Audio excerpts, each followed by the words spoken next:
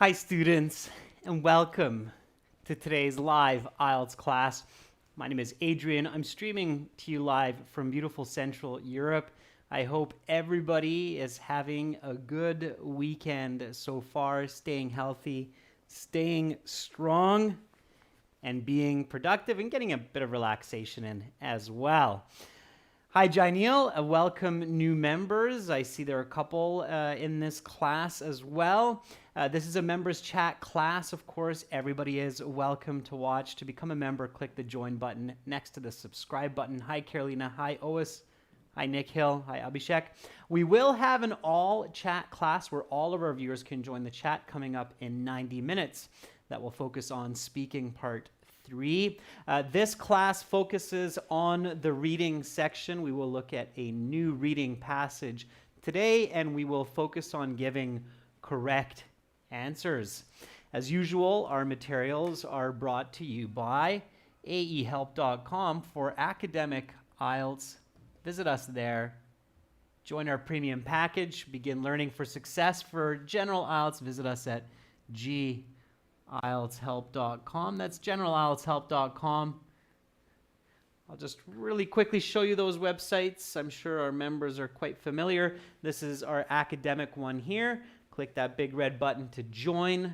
This one here is our general with the green background, and you can click that big red button to get the premium package and get access to all of our video content, practice exams, interactive courses, full version applications for your mobile, and lots and lots of goodies. If you have questions, send me an email, adrian@aehelp.com, and I will gladly respond. Hi, Ferdavs. Hi, Rajveer. Nice to see more members in the class. All right, let's get into the reading passage for today. The title of this one's a bit bright because it's on a white background, but the title here, I'll just rewrite it, is Currency Around the World. There, you can probably see that clearly now, right? Currency around the world. That's what we're dealing with today, and some of you might have guessed that from the image here as well. Okay, so we have the title, we have the picture, and we'll get right into it. What do you think this is about? So what can you predict about this passage based on the image and based on the title? So use your critical thinking and give me some simple, accurate, concise inferences. Inferences means an educated guess, because you're basing it on facts, on what this passage might be about. You always want to predict and think about the contents of the passage before you begin reading. Ferdav says maybe it's about dominant currencies, not dominate currencies for us, but dominant. So the word form, right? Dominant currencies. Yeah, I guess for DAWs you're thinking dominant currencies because the euro is a very strong currency and used by many countries, especially, of course, in the European Union. So perhaps it's a good guess, I think. Janil, why take that back? I had a quick glimpse and it looked good. Differences between currencies of different countries. I think that was a good guess. That's possible. Rajveer says the history of currency and its value in people's lives. Rajveer, I can tell that your critical thinking is going through the roof. Yeah, because if we think what is currency, then we have to think of history. If we think, why do we have currency? We definitely think about the value in people's lives, right? So you have a what and a why included in your answer, and that's very clever. Yeah, OS, same thing. OS is like the value of currency, right? We can't exactly eat money, so what is the value of money? That makes sense. Yeah, Carolina, you got it, right? History. Yeah, what's the past? What is currency? Where does it come from, right? Okay. Romain says, are currencies governed the same way around the world? Yeah, Obviously, how are currencies regulated? That's a good thought as well. Romain, very clever. Monetary flow between people. Absolutely, Janil. So these are some good ideas. Now, when you're visualizing, you should see yourself using currency, right? So you go to your job, you make some money, you invest some money, you make some more money, hopefully. You take that money, you buy a car, you buy some food. So you're visualizing, you go to another country, you exchange it for their currency. So here you should visualize how you have used currency in your life. Paper money, coins, maybe virtual money, maybe cryptocurrency these days. So all of these thoughts should be coming into mind because there could be content about it. Okay, and then we shall go to the questions and see if we can maybe get a little bit better idea. I'm going to brighten this up here a bit, just because of the title. I had it a bit darker, but you can see me a little bit better. All right. Okay. Yeah, Nick Hill's saying maybe the evolution of currency, right? So what is the history of currency if we think back a few centuries or a few millennia? Okay, so here we have, this is a very popular question in the IELTS. Which paragraph contains the following information? Why do you think IELTS really likes this type of question, this matching information to paragraphs? There's actually a logical reason for that, and I think it's actually one of the better type of questions that can accurately measure students' knowledge and ability for language and for reading in this case. Why do you think, members, why do you think so many IELTS passages have this, which paragraph contains the following information type question? What's the reason for that? Hassan says to test our understanding of each paragraph's ideas. Yes, Hassan. Jainil, very clever. So Jainil says because for this question, students have to read the full passage and really learn and understand it. Yeah. Yeah, so everybody has the right idea. Jainil has a very accurate point. This type of question really requires you to read the whole passage. Trying to skim read or scan, as we talked about this often, it takes far too long because then you would have to, and it's almost impossible because so much is paraphrased. So this is a very valid and reliable measure of reading comprehension. So it's almost guaranteed that you will see this type of question in your IELTS reading, whether it's general or academic, because it's one of the most valid and reliable question types. That means that you can't use any kind of shortcuts or quick tricks to figure these ones out. You have to read the whole passage. You have to understand it. You have to have good reading skills as well as English skills. So that's why. Is that clear? Does that make sense? That's the reason for the popularity here. Because it's paraphrased, right? It's random where it is in the passage. It could be the topic, it could be an explanation, it could be an example. So you really do have to have an overall understanding of the passage for these ones, okay? All right, so here we go. And that's why you find them in passage 3 often, especially, okay? All right, so here we go. Let's read these. A type of currency with no intrinsic value. So a type of money with no true value, okay? An ancient gold standard, an old precious metal commodity. Grain convertible currency, so that's food, changeable to money. The first non-representative currency. By the way, it's reading, students, in case anybody forgot, so make sure to read. Don't just listen to me, but read with me, okay? All right. The first non-representative currency, the beginning of money that is non-indicative or is not revealing. Economic pressures influencing currency values in modern times. Monetary challenges affecting the value of money in recent decades. An example of the mismanagement of government finances due to war measures. So a situation where there was poor organization by authorities of the money because of war, strife. Okay, strife is another way to say war. The reason trade in gold was feasible in ancient times. So the logic of using gold a long time ago for exchange. Okay, so that's the kind of paraphrasing that you want to do while you read these. Any questions about the paraphrasing that I did there, members? So I know you realized I was doing that. If not, then, oh, sorry. I was paraphrasing, so I would read one of those and then I would paraphrase it with my own words in real time as best as I can. Okay, my paraphrasing is not 100% either.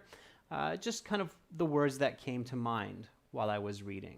Okay, members, are you practicing this kind of paraphrasing with questions at home? And are you practicing it on pen and paper as well as just doing it mentally like I did? It's an important question.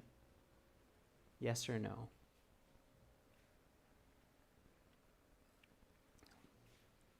Carolina says, thumbs up. Absolutely. Good. Okay. You want to be able to do it fast. All right. The idea here is to do it fast.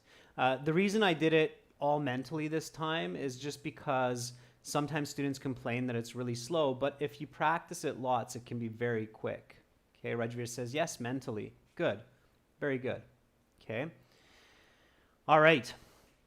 So now we have true, false, not given statements. True, false, not given statements, just leave them.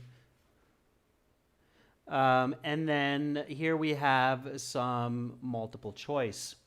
So which of these societies is given as an example of failing to properly manage currency? Okay. The following community or government or nation is provided as an instance of not using money wisely. Sure. Okay. What is a floating currency? A floating currency is described as, okay, all I did there is I took the question and I changed it into a statement. You're not going to read a question in the passage. You're going to read a statement. So don't worry about the choices. Don't read those. Those can make you confused. So don't do that. Leave them. Don't even look at them. Okay, I literally just visually ignore the choices.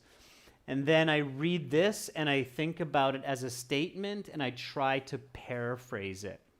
Okay, that's what I do to give myself a better chance of identifying the correct response after reading. Okay, let's do this. So let's read. Now let's read together, everyone, and let's read carefully. I'm going to ask you what each paragraph is about and some questions just to kind of check how much you're visualizing and how much you're understanding from each paragraph, okay? So here we go. Let's do this together. Ready, everyone? And this is a comfortable reading speed. You don't have to read super fast in the IELTS.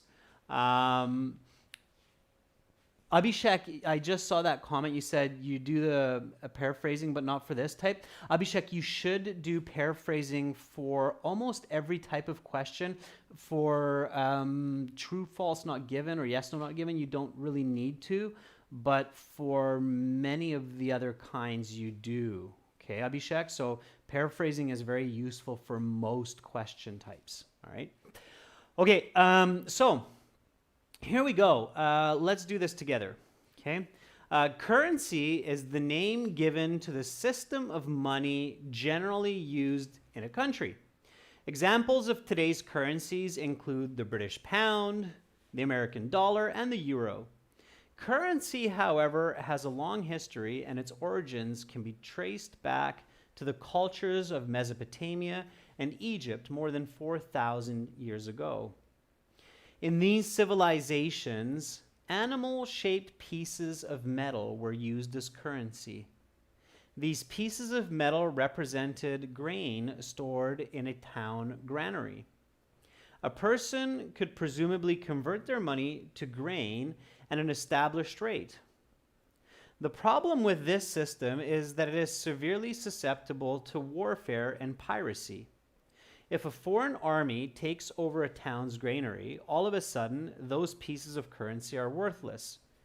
With these difficulties in mind, the next innovation in currency was to establish the value of the currency within the currency itself. So, what is this paragraph about? What is the main idea of this paragraph? Hassan says it's the background of currency. Yeah, I think that's okay, Hassan. I think we can be a little bit more specific. Oa says historical view. Nikhil says currency and its types. I think it's a bit too general. You're somewhat correct. It's definitely some old part of currency. I think we can be a bit more specific here. So when you visualize this, right? Visualize this. I visualize that I have this little animal-shaped piece of metal that I can use to get grain from a granary, right? Romain says it's the origins of the notion of currency, Mesopotamia and Egypt, yeah. Carolina says how currency was used in ancient times. Yeah, so if you're to ask me what this paragraph is about, I would say that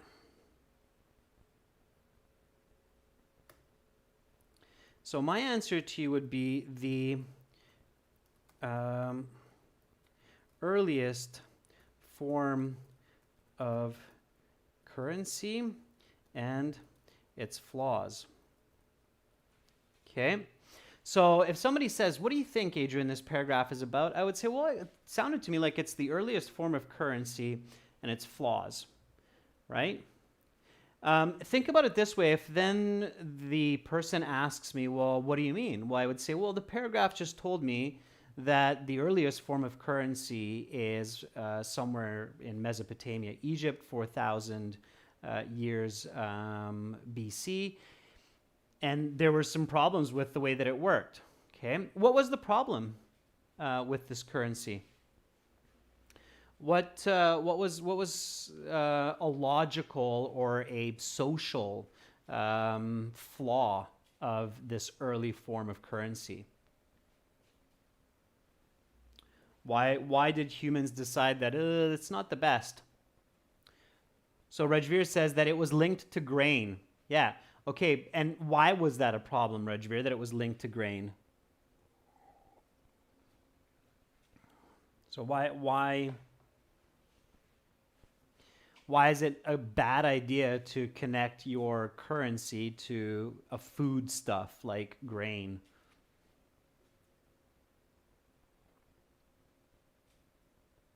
So Romain says because it's easy to destroy by enemy countries. Yeah. Yeah, and Rajveer says it can be taken through war and piracy. Yeah, basically it's very vulnerable, right? So if somebody said, what are the flaws? It's very vulnerable to attack. Okay? All right? Practice this kind of, it's a great way to build your English and your critical thinking. So always practice this kind of concise question response system. Okay, good. All right, let's keep going. Anybody visualize, by the way, that you're living in ancient Egypt and another enemy horde just took over your grains and you took all of your little animal-shaped money and you threw it in the river because it's worth nothing? I kind of saw that. I was like, yeah, there's my coin shaped like a camel and my coin shaped like an elephant, and into the river it goes, because they just remind me of the fact that my granary got taken by the enemy. All right. Let's keep going. Caroline says, kinda. Okay. Yeah, visual reading. It's a beautiful thing. And when you get good at it, eventually you might come to like books more than movies. Yeah, absolutely. All right, here we go. Let's read this. So, gold had long been the most coveted metal by many societies. The Lydians of what is modern-day Turkey were the first to use gold in coinage in approximately 800 BC. Having the coins themselves made of gold removed the need for the currency to represent something. It simply was a piece of gold and had the corresponding monetary value. The ancient Greeks further popularized the use of gold coins. They also used silver and copper coins. Silver was used for medium to large transactions, while copper coins were the currency of general use for the merchant and the peasant classes. Shaving of coins, whereby a dishonest person took some of the gold off a coin with a knife, was a significant problem until the scientist Archimedes discovered a method which could determine the exact amount of gold in any sample. From this point on, trade in gold was reliable and safe, which was one of many reasons for the successes and proliferation of the Greek and Roman empires. What is this paragraph about? Janil said, I just purchased some clothes. Okay, that's what you were visualizing. Yeah, okay. I don't think people were purchasing clothes in ancient times. They were just purchasing food, probably. Okay, maybe trading.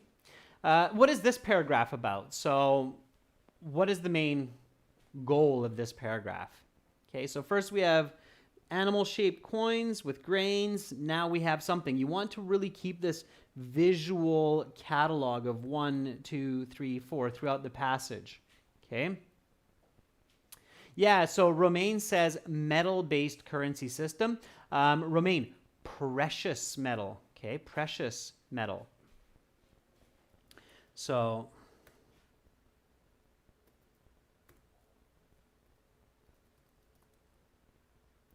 it's precious metal based currency.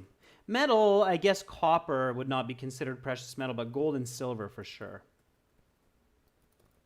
are considered precious metals. So precious metals, and then of course copper being a semi-precious metal, maybe. Yeah.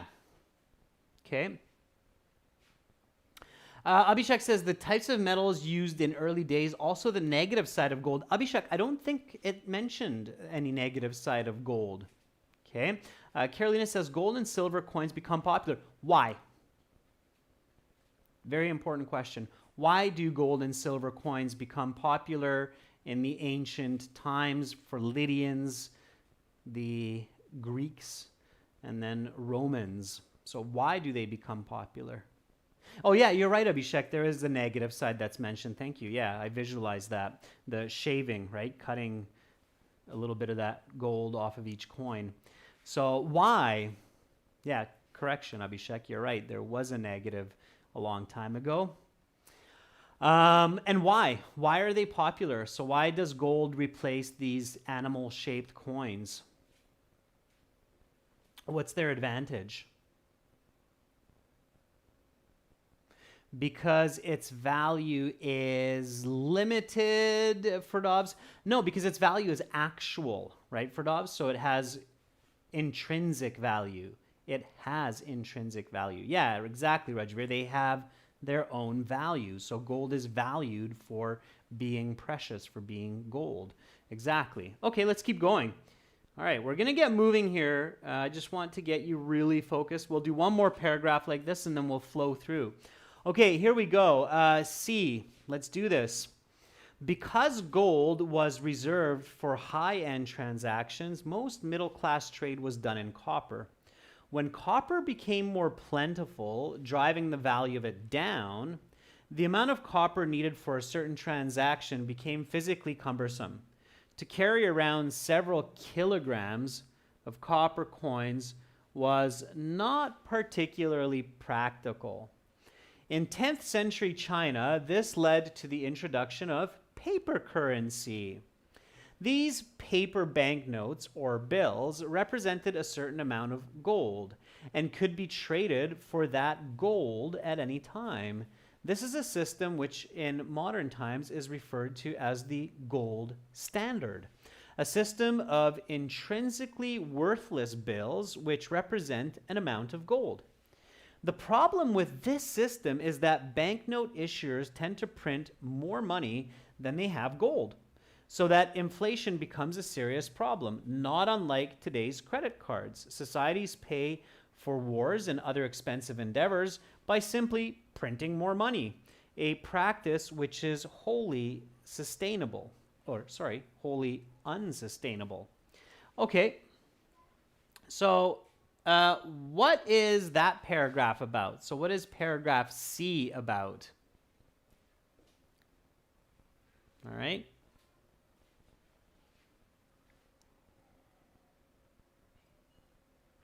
What happens? No pointing fingers for Dobbs. Okay, so Ois says linking currency with gold. Good, Ois. And what is that called when we have this linking currency with gold? So I have 5 pieces of paper, which is now worth 1 gold. What is that called, right? Abhishek says, introduction of the paper currency system. Yeah, I absolutely agree, Abhishek. That's what paragraph C is about, the introduction of the paper currency system. Hassan says, the early system of the banknote. Yeah. And what is it called?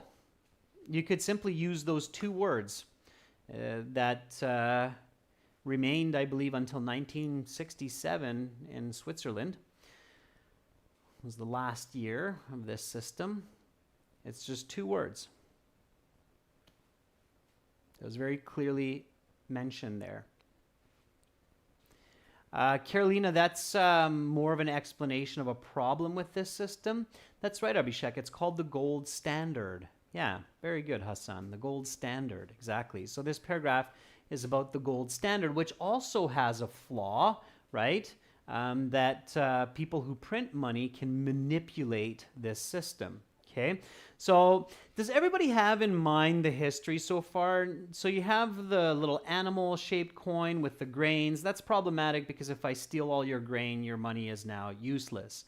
All right, so let's do something better. Let's create a system where money is actually worth what it's worth. Let's create a system using gold and silver, the precious metal currency system.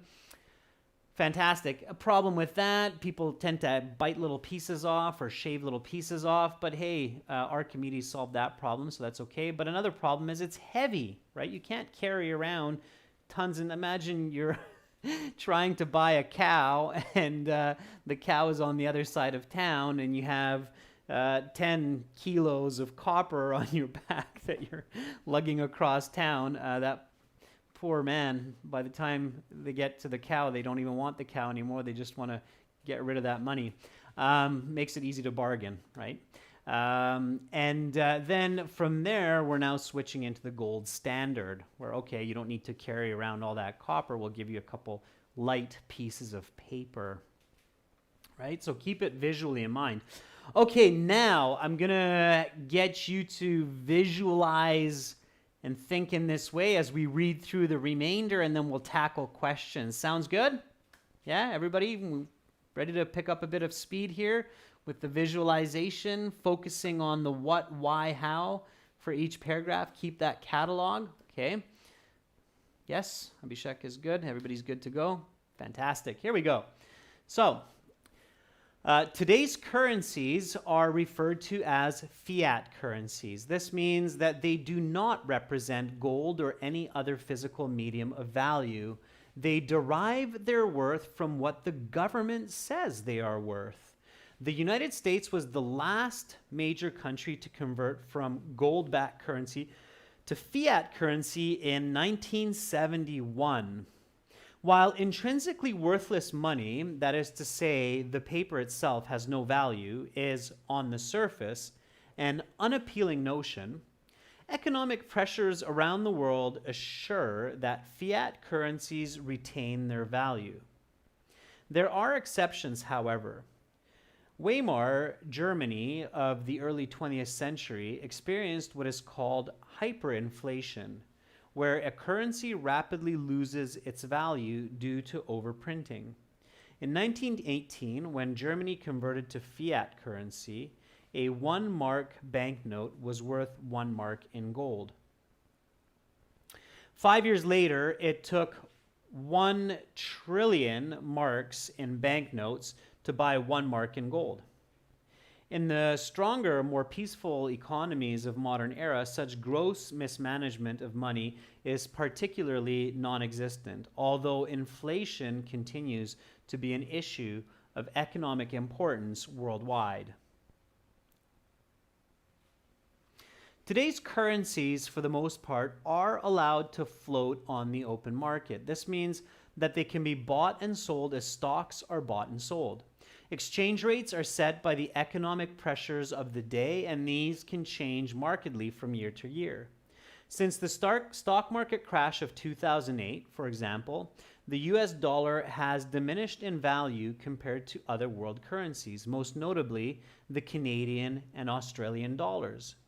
Due to economic instability in countries such as Greece, the euro is experiencing downward pressures as well. From its humble beginnings as lumps of cheap metal representing amounts of grain, to gold coins, to the paper fiat currency of the 20th century, money has undergone many changes through the years. Today, currency is moving toward plastic banknotes, which have a much longer lifespan and increased durability. Grain, gold, paper, or plastic currency has been making banking, trade, and commerce possible for over 4,000 years and will continue to do so for the foreseeable future. Awesome. Let's do this. Let's see how confident, accurate, and quick we are. Okay. So, number 28. A type of currency with no intrinsic value. Which paragraph contains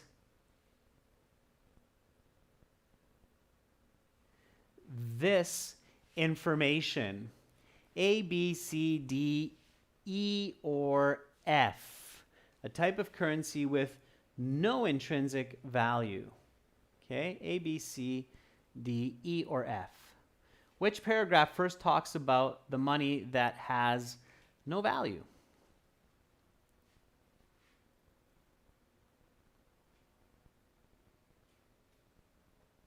Rajveer says C. Okay.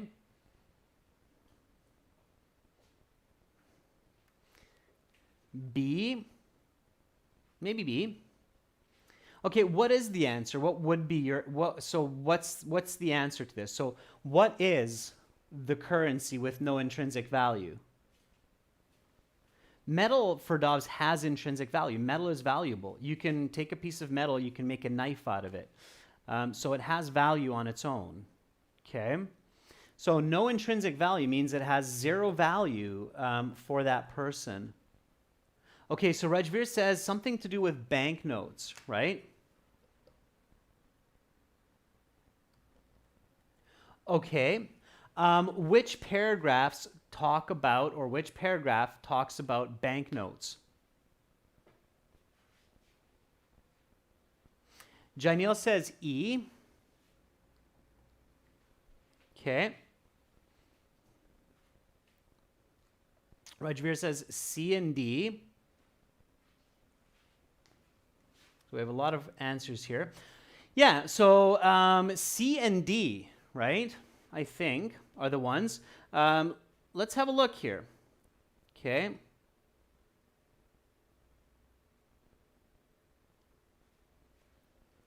So remember China in 10th century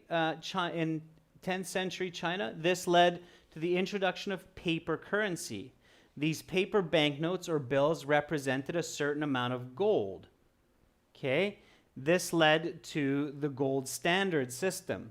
Okay, so the paper notes represented gold, so they had some intrinsic value. And then here it says fiat currencies. This means that they do not represent gold or any other physical medium of value. So which is the best answer? C or D? Remember, in the IELTS, you're looking for the best answer. Which would be the best answer, C or D, based on what we just read in these two? Absolutely. See, now all of you got it. So when you have the information, you get the right answer. It is D. The correct answer is D. Again, students, remember, what is the paragraph about? If you ask me for D, what the paragraph is about, I would say it's about a new type of currency that is not linked to any physical value. Okay? So if you answered and asked this question correctly for D, you should have gotten D fairly quickly. Okay? Fiat currency does not have any true physical value on its own other than what we say it is. Okay? It's $5 because we say it's $5. Otherwise, there's nothing really behind it. Okay? It's just a piece of paper. Okay? So don't overthink it and always ask that what, why, how question. Okay? The correct answer is definitely D here. All right? 29, an ancient gold standard. So first one was a little bit more challenging. I think the next ones are a little bit maybe easier. Which one is the ancient gold standard? Introduces. Yeah, very good. There you go. Now you're picking up speed. Grain convertible currency. Number 30. Yeah, I see that everybody's getting 29 right. That's great. Yeah, the Greeks. Everybody's got A. There we go. Now you're rolling. Okay. 31, the first non-representative currency. I bet now you'll get it right. This is why it's important to get this one correct, because then you'll get that one correct.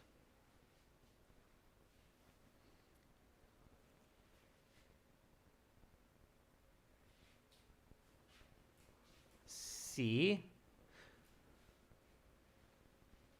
Yeah. And now,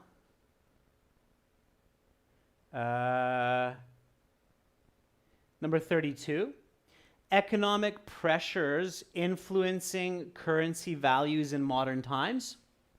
So economic pressures influencing currency value in modern times, number 32.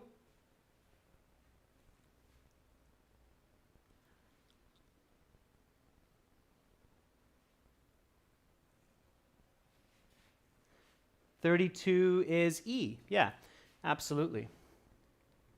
Okay, so that was the one talking about the modern fiat currencies, right? How economic pressures increase or decrease the value of the American dollar, right? So E is correct. Yeah, E is correct. Number 33, an example of the mismanagement of government finances due to war measures. So an example of the mismanagement of government finances due to war measures. Number 33. Which one was that? Rajveer says D. Ferdovs says C. Maybe C. Okay, so this one here, does it answer a what, a why, or a how? Meaning, is it a topic? Is it an example? Or sorry, explanation?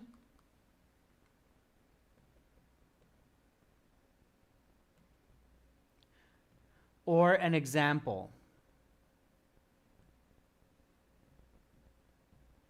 So number 33, is that going to be an example? It's an example, right? So Rajveer says that's going to be an example.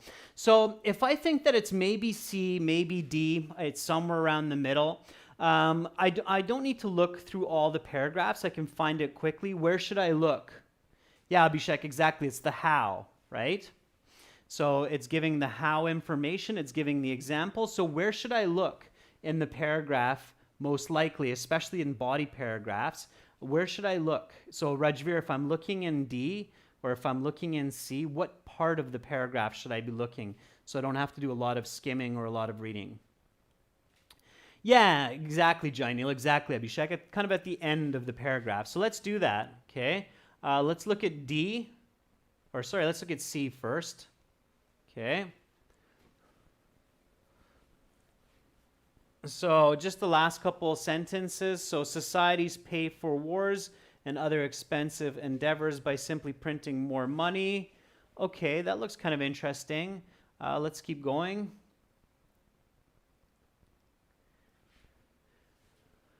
Okay, so in 1918, when Germany converted to fiat, it was worth this much in gold. 5 years later, it took 1 trillion marks in banknotes to buy 1 mark. In the stronger, more peaceful economies of the modern era, says gross mismanagement is particularly. Okay, so this is definitely showing me an example of mismanaging money, right? Hassan says, yeah, I remember the 1 trillion. That's a pretty bold number. So yeah, so it looks like D is the right answer, right? Okay, so yeah, C, D, E, D, right? D, is that one, I believe. Okay, and then the reason trade in gold was feasible in ancient times. Number 34, okay? Last one here, what is that? The reason trade in gold was feasible in ancient times.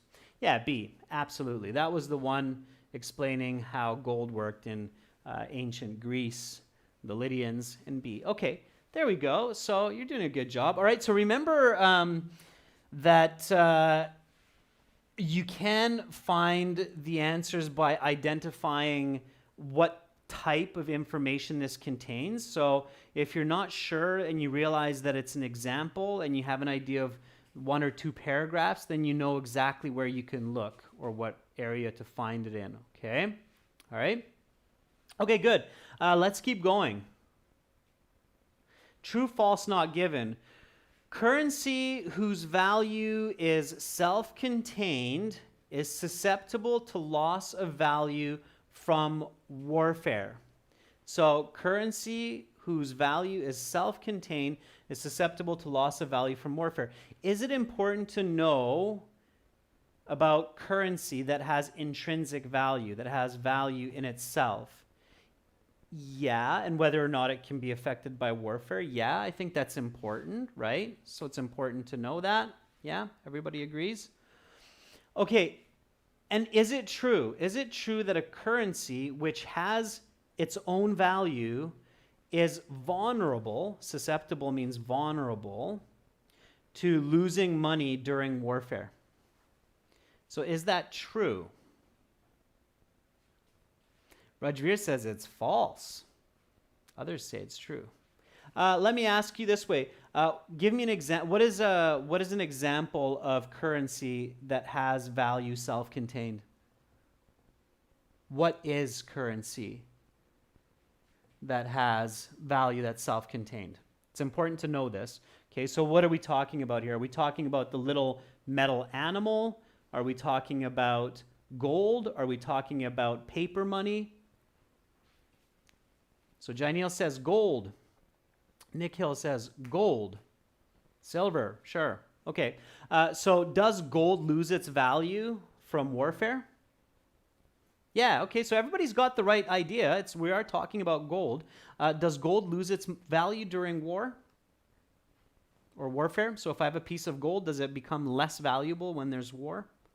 Verdov says no, absolutely not. In fact, these days what happens when there's war is this kind of currency goes up in value, right? Because it's the only reliable currency. So anytime there's trouble in the world, like with the COVID-19, I'm sure all of you saw that the price of gold went, right? Because it's got self-contained value, right? So then this has to be confidently false, okay? Confidently false, right?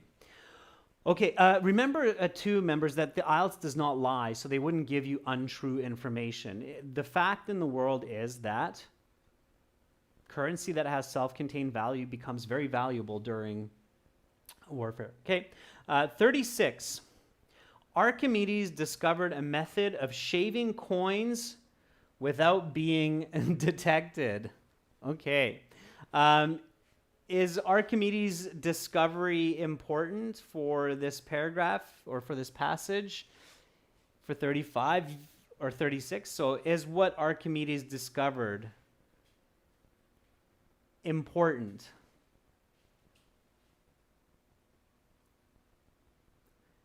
Does the passage talk about Archimedes?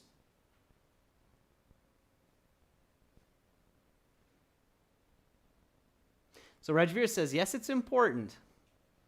Carolina says, yes, the passage talked about Archimedes. Does everybody remember this name? If you remember this name, careful to just quickly jump over this information here. So Archimedes discovered. So the author talks about Archimedes' discovery, right?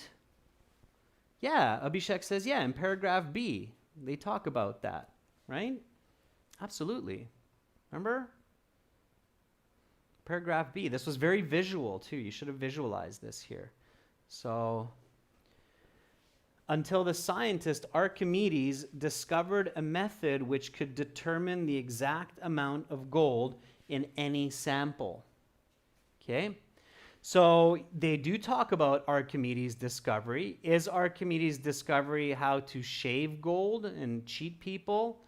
No, his discovery was how to find out if people are shaving. So again, it's false. So it is important and it's false, okay? Careful, don't be too quick with the not givens, okay? When you're trying to figure out if it's important or not important, if it's given or not given, you have to be very careful with that first step.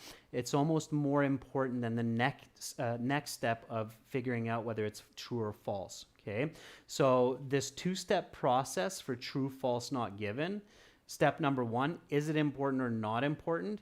Be very, very, very careful with that first question. Okay, everybody, thumbs up, little yay, yeah, okay. So yeah, Hassan, you have to be very patient and very critical with that first one, right? Here, is Archimedes' discovery important for this passage? Yes, it is, because he figured out how to make sure that people aren't cheating with gold currency, right? Okay, so you have to be a little bit extra careful with that first question. Okay, good. All right. Number 37, copper was considered a precious metal by medieval societies. So is it important or not important to know whether or not copper was considered a precious metal by societies? Is that important? Ois says yes. Abhishek says yes. Romain says true. Nikhil says yes. Okay. You're being very fast. You're being too, I just said, be slow with this, okay? What's the topic? What's the topic of this statement? Janiel says not. What's the topic of this statement?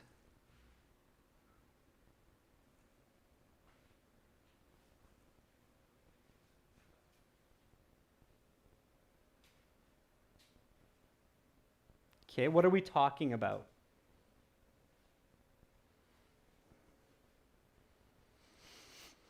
You're saying we're talking about copper.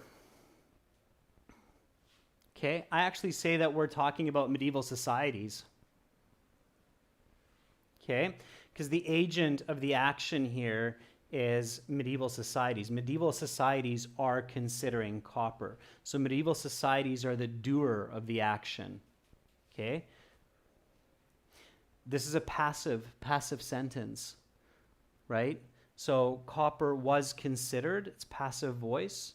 The agent of the action, careful with passive voice, okay, is medieval societies. So medieval societies are doing the action of considering, okay?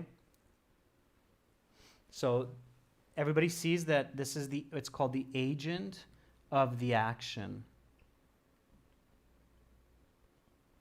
Okay? Everybody sees that? Because of the passive voice. So notice the passive voice here, right? How do we know it's passive? Because you have the subject, not the topic, the subject, okay? Then you have the be verb and you have the past participle, okay? So by, right? This is where you have the agent of the action. So we're talking about medieval societies. Does the passage express what medieval societies thought about gold, silver, copper? No, right? So the answer here is not given, okay? I did not visualize any situation in this passage where there are a group of people in ancient times sitting there going, yeah, look at this copper. It's like amazing like gold. It's amazing like silver. I didn't see anything like that, right? So this would be not given. They don't even talk about gold or silver as precious metals. They just maybe thought they were rare, unique. So we didn't really see this, okay? Maybe you got tricked because I used the word precious metal when I was explaining, but the passage doesn't actually use the word precious metal. Doesn't use this word, doesn't use these words together, okay? Maybe you got confused because I use these words. This is why you should never read the true, false, not given before the passage, because then those words get locked in your head. And you didn't read it, but I used the words, and maybe that's what confused you. Okay, the passage didn't use the word precious metal anywhere. Okay. All right. Fiat currencies are intrinsically worthless. Last one. I think that's kind of an easier one. Is it important whether or not fiat currencies have their own value? Yes, it's important. Is it true that fiat currencies are intrinsically worthless? Abhishek says true. Janiel says true. Yeah, it's true. So another good reason of why you don't want to read or search or skim for true, false, not given, because here you have false, false, not given, and only the last one is true. Absolutely. Okay. All right. So we're almost there. Just a little bit more. Let's do this. 39. Which of these societies is given as an example of failing to properly manage their currency? The example that's given of a society which does not manage their currency is, without looking, let me try to cover that up. Okay, can anybody answer that question without looking at the choices? Trying to cast a shadow over the answers. Rodrigo says it was Germany. I bet Hassan remembers it now too. Right? Yeah, because Hassan said, yeah, that trillion was just incredible. They went from 1 mark to 1 trillion marks. Yeah, Weimar, Germany, D. Right? No question.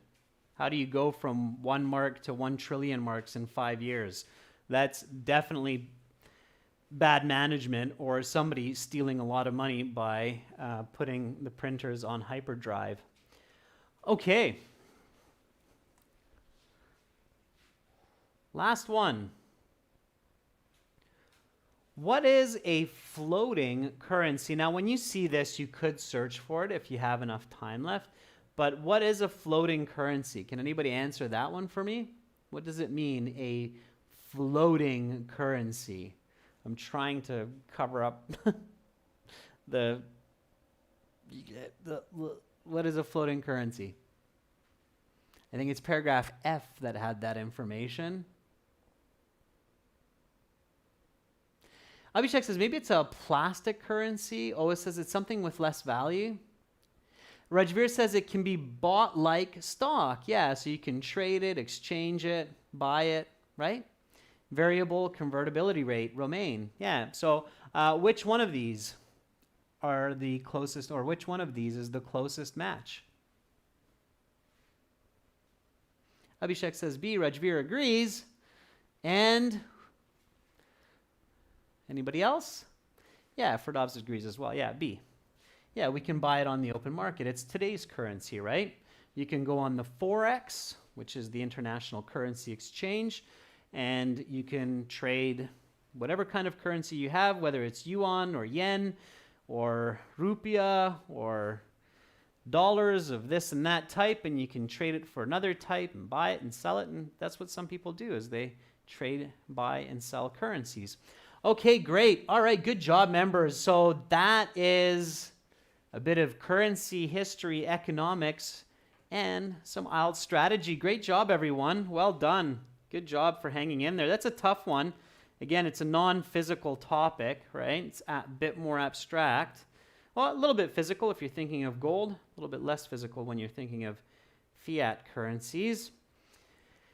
For everyone watching, check us out at aehelp.com for academic IELTS and gieltshelp.com for general. Lots of materials to practice there. We have speaking part 3 coming up next in 30 minutes. Abhishek, you're welcome.